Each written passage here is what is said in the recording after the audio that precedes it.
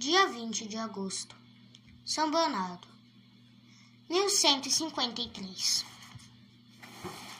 São Bernardo, tão célebre na igreja, pela santidade e ciência, como pelas obras grandiosas por ele efetuadas, nasceu em Fontaine, na Bolonha. Filho de pais excelentes, tinha Bernardo 6 irmãos e uma irmã. A mãe empenhou um maior cuidado na educação deste filho. Bem cedo teve a satisfação de descobrir em Bernardo um grande amor a Deus e a Santíssima Virgem, horror ao pecado, veneração pela pureza e inocência, desprezo ao mundo e zelo por tudo que se referia a Deus e sua santa causa. Certa vez, sofrendo dores de cabeça atrocíssimas, foi Bernardo procurado por uma mulher que, com benzeduras, pretendia livrá-lo daquele mal.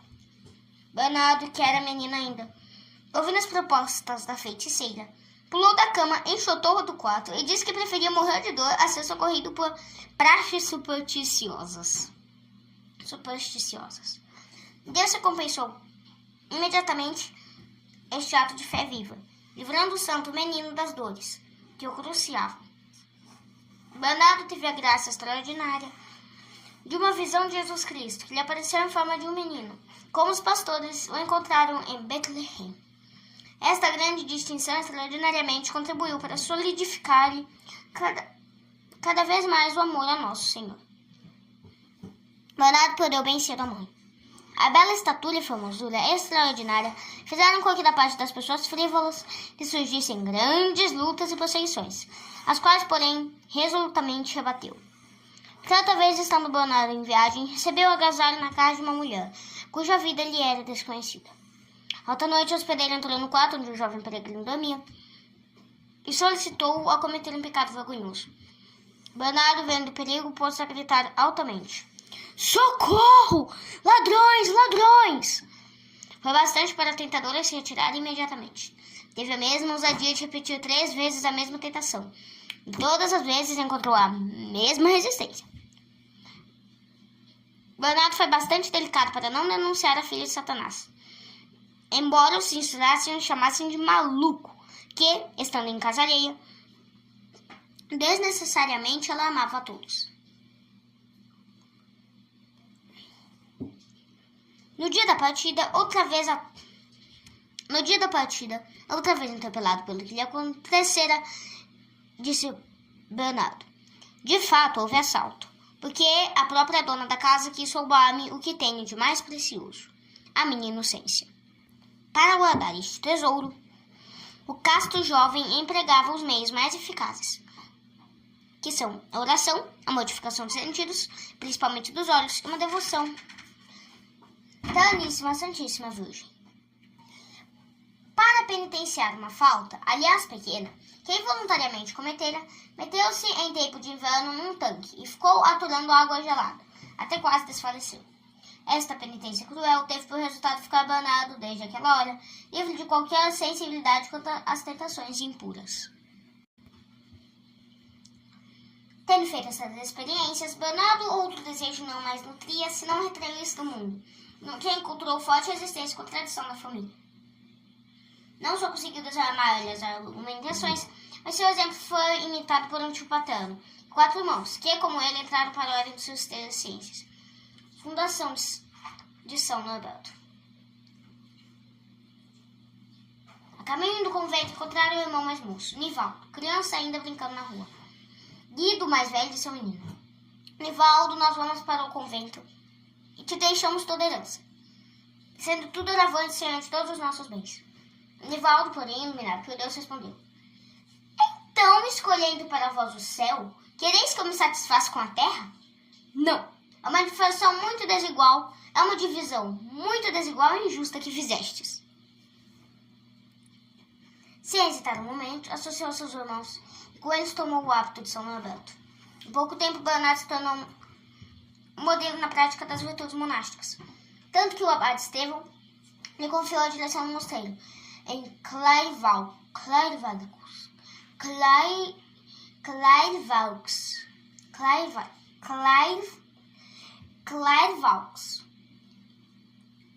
Embora Bernardo fizesse ver sua mocidade e inexperiência, E além disto, o estado precário de saúde, a obediência exigia-lhe o sacrifício de aceitar a cruz. Bernardo encontrou em Clairvaux um mosteiro, cuja riqueza era extrema pobreza. Deus, porém, em muitas ocasiões, deu a prova cabal de que não abandona aqueles que põem toda confiança em sua bondade infinita. Fatos maravilhosos que se deram sob o governo de Bernardo, não deixavam a menor dúvida sobre a alta cotação de que gozava superior junto de Deus. Muitas pessoas atraídas pela santidade de Bernardo e convencidas pela sua palavra ardente, abandonaram o mundo e procuraram como ele a solidão no mosteiro. Assim, Henrique, irmão monarca reinante na França, e a própria irmã. O regime do novo abade era rigorosíssimo. Elucidado, porém, por uma luz superior, abandonou em seguida esse rigor, substituindo-o pela brandura. Contra si próprio usava de máxima severidade, enquanto que sua caridade e amabilidade para com o próximo eram irresistíveis. A vida particular de Bernardo era uma prática constante das mais ásperas e inclementes penitências, surpreendendo-se uma ou outra vez sem concessões à comodidade, aliás, natural, dizia de si para si: Bernardo, qual foi o fim para que vieste ao mundo? Bernarde, ad qui veniste, ad qui venites. Bernarde, ad qui veniste. A fama de sua virtude e grande sabedoria passou além dos 3 limites do mosteiro. Mais de uma vez recebeu convites honrosos para aceitar a mitra que lhe era oferecida. Bernardo, achando-se insigno de tão alta patente, recusou-se constantemente a aceitar a dignidade episcopal. Na grande dissensão que houve na eleição de 2 papas, a palavra de Bernardo foi decisiva.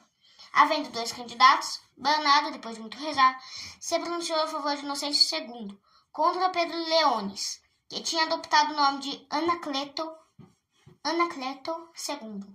Muitos outros negócios importantíssimos no regime da igreja foram apresentados ao alto critério de Bernardo, e por ele resolvidos. A incumbência mais onerosa que lhe veio da suprema autoridade foi de convidar os príncipes cristãos para uma cruzada contra os turcos, que se tinham apoderado dos santos lugares. Bernardo, obedecendo a ordem recebida, pôs mãos à obra. Milagres extraordinários lhe acompanhavam a espinhosa missão. Pareceu não deixar dúvida alguma de que se tratasse de um empreendimento sumamente agradável a Deus. O resultado, porém, foi terminar a cruzada por uma grande derrota dos cristãos.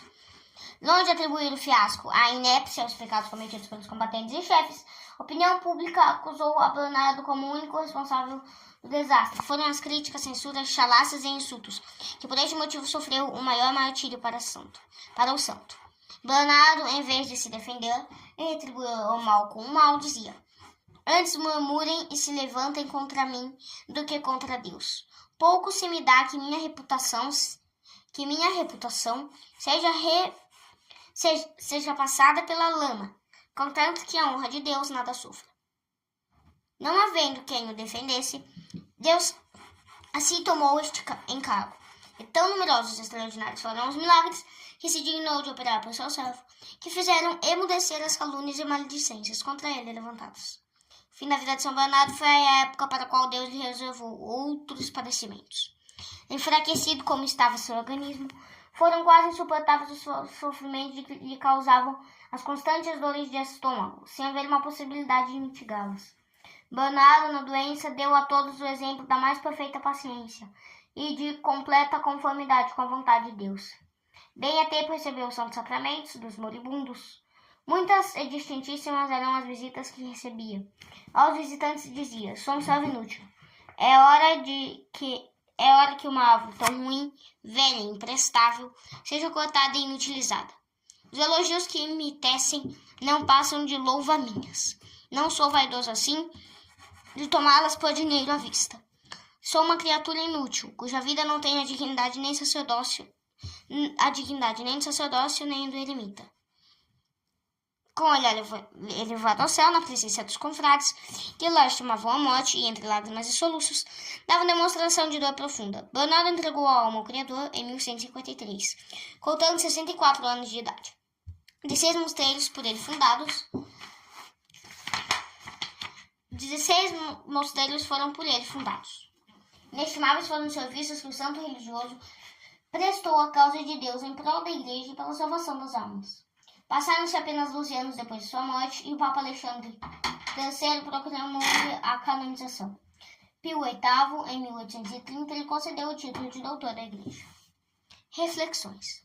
Muitas coisas da vida de São Bernardo se nos apresentam como imitáveis e úteis. 1. Bernardo prefere sofrer e até morrer a recorrer a remédios de feiticeiros e benzedores. Que é o espiritismo? Não é uma superstição das mais grosseiras que existem? Pode ser lícito ao católico recorrer às praxes de uma seita diabólica, como é o espiritismo, para achar alívio nos sofrimentos? Não deve ser o nosso lema, antes sofrer e até morrer, do que aceitar as drogas de bruxaria? Que é o espiritismo? 2. Bernardo chama de ladrões aqueles que lhe querem roubar a inocência e afugenta-os com seus gritos. Quem te tentar para um pecado é ladrão de tua alma, é assassino de tua inocência. Com um ladrão, com um assassino não se brinca. Conhecendo-os como tais, em vez de se entreter com eles, é preciso gritar por socorro e defender-se até o sangue. Bernardo condenava-se a penitências crudelíssimas, implacáveis, por causa de uma pequena falta que cometera, por fixar o olhar em um objeto indecente. A medida por ele tomada não nos deixa em dúvida sobre o perigo que via na liberdade que se dá à vista. Que diríamos de tantos olhares frívolos, levianos, que pessoas de ambos os sexos se permitem, sem o menor escrúpulo, sem medir as consequências funestas que geralmente tais liberdades trazem? Bernardo procura vocações religiosas e sacerdotais. Um fervoroso servidor de Deus não se contenta com sua vocação. Tudo faz para ganhar novos candidatos a sacerdócio à vida religiosa. Ad que veniste, Bernardi? Para que vieste, Bernardo? Era a pergunta que o nosso santo muitas vezes a se dirigia.